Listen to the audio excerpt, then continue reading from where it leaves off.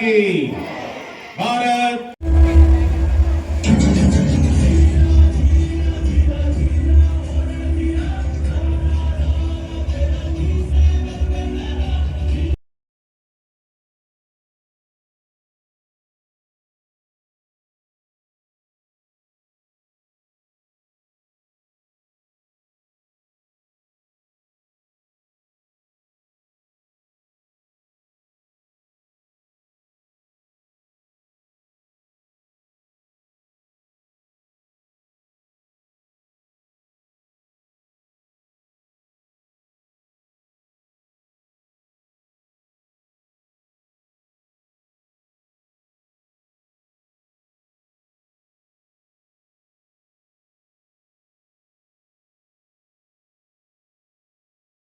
లంకా దహనం ఎన్నిసార్లు చేస్తాడో తెలియదు, ఎన్ని సర్జికల్ స్ట్రైక్స్ చేస్తాడో తెలియదు. ఏ పనైనా సరే 12 సంవత్సరాలు జరిగితే దానికి పుష్కరస్తూ వస్తుంది. ఏ మంత్రం జపమైనా సరే, అమ్మ గుర్తుపెట్టుకోండి, ఏ మంత్రం జపమైనా సరే 40 రోజులు మండల దీక్ష చేస్తే దానికి శక్తి ఎలా వస్తుందో, ఏ కార్యక్రమం అయినా 12 సంవత్సరాలు జరిగితే దానికి పుష్కర పావనత్వం వచ్చి అద్భుతమైనటువంటి కార్యక్రమంగా నిర్మాణం జరుగుతుంది. ఇవాళ పుష్కర సంవత్సరంలో అడుగు పెడుతున్నాడు నరేంద్ర దామోదర్ దాస్ మోడీ. ఆయన ఈరోజు ప్రపంచంలో మనం చూస్తా ఉన్నాం. కాబట్టి నారీ శక్తిని, నారీ వందన శక్తిని మనం ఈరోజు మనం గ్రహించాలి, గుర్తించాల్సిన అవసరం ఉన్నది. గతంలో అహిల్యాబాయి హోల్కర్ అని ఒక రాణి ఉండేది. రాణి ఇందోర్లో మహారాణి. ఆమె అనేక గుళ్ళు కట్టింది, టెంపుల్స్ కట్టింది. ఆ రోజు ఉన్నటువంటి ఒక ముఘల్స్ వ్యతిరేకంగా, బ్రిటిష్ వ్యతిరేకంగా పోరాడింది 300 సంవత్సరాల క్రితం.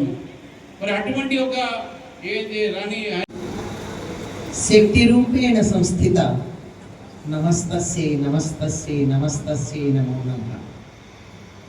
దీనికి విస్తృతిగా చెప్పబడినటువంటిదే ఇందాక సూర్యనారాయణమూర్తి గారు చెప్పిన ఆరాధ్యాం హరిహరదిరించాదిభిరపి ప్రణంతుం స్తోతుం వా కథమకృత పుణ్యప్రభవతి. ఆ విధంగా ఏ శక్తి లేకపోతే హరిహర బ్రహ్మాదులు కూడా కనీసం కదలడానికి కూడా శక్తివంతులు కారో అటువంటి శక్తి స్వరూపిణి అయినటువంటి జగన్మాతృ స్వరూపిణులుగా ఉన్నటువంటి వారందరికీ స్త్రీలలో మాత్రమే ఉంటుందా అంటే కాదు. యాదేవి సర్వభూతేషు శక్తి రూపేణ సంస్థిత. ఏ తల్లి శక్తిగా అందరిలోనూ ఉందో ఈ వేదిక మీద ఉన్నటువంటి పెద్దలు అందరికీ కూడా ఎవరి హృదయంలో శక్తి నిలిచి ఉందో వారందరికీ హృదయపూర్వకంగా నమస్కారాలు. హనుమంతుడు ఒకడు సుగ్రీవుడు అని నేను అన్నటువంటి మాట TV9 వాళ్ళు హైలైట్ చేసి రోజు మొత్తం మీద పెట్టుకున్నారు. రాముడిని ఇక్కడ మళ్ళీ స్థిరపరచడానికి వచ్చినటువంటి, వెనక్కు తీసుకొచ్చినటువంటి హనుమంతుడు సుగ్రీవుడు. హనుమంతుడు సాక్షాత్తు నరేంద్ర మోడీ గారు, సుగ్రీవుడు పక్కనే కూర్చుని నాకేం తెలియదు అన్నట్టు అమాయకంగా మొహం పెట్టినటువంటి ఖతర్నాక్ అంటారే హిందీలో అటువంటి మనిషి యోగి ఆదిత్య. వారిద్దరూ ఒకరు హనుమంతుడైతే ఒకరు సుగ్రీవుడు. మనమంతా వాసం ప్రయత్నం చేయడం అన్నది మనకి ప్రస్తుతం జరుగుతూ ఉన్నటువంటి కార్యక్రమం. సంతోషంగా ఉండాలి. రామరాజ్య స్థాపనకి తగినటువంటి కాలం భగవంతుడిని నిర్ణయించాడు. భగవత్ ప్రేరణ ఒకటి జరిగింది. సరే 26 మంది వీరమరణం పొందారు. అది చాలా విచారించదగినటువంటి విషయం. కానీ అక్కడ ఒక దైవ ప్రేరణ ఏమిటంటే, వివాదే కావచ్చు కానీ ఆ మాట రామబాణంలాగా వచ్చి ఎక్కడ తగలాలో అక్కడ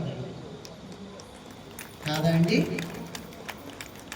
తన అక్క చెల్లెళ్ళు కావచ్చు, భార్య కావచ్చు, తల్లి కావచ్చు, కూతురు కావచ్చు, ఎవరైనా కావచ్చు, తన మిత్రురాలు కావచ్చు, పక్కింటి ఆవిడ అయి ఉండొచ్చు.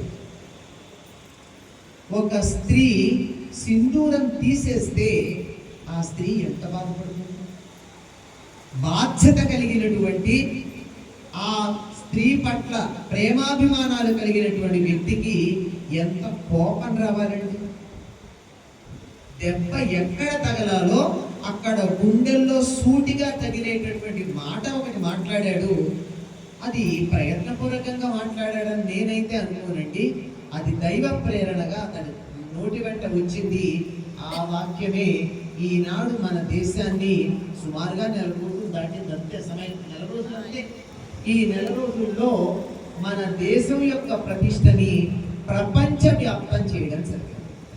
నేను అనుకోవడం ఈ ఒక్క దేశం ప్రపంచమే కాదండి, అన్ని లోకాల్లోనూ కూడా భారతదేశం యొక్క ప్రశస్తి మరింతగా పెరిగేటటువంటి అవకాశం.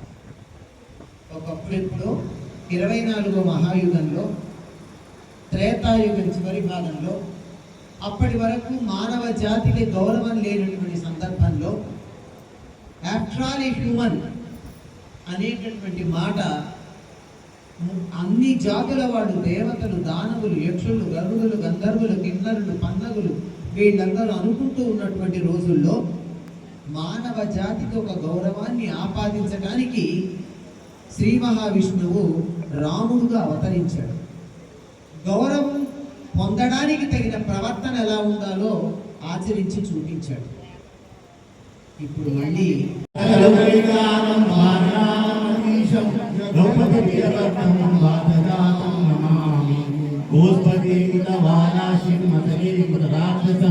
రామాయణ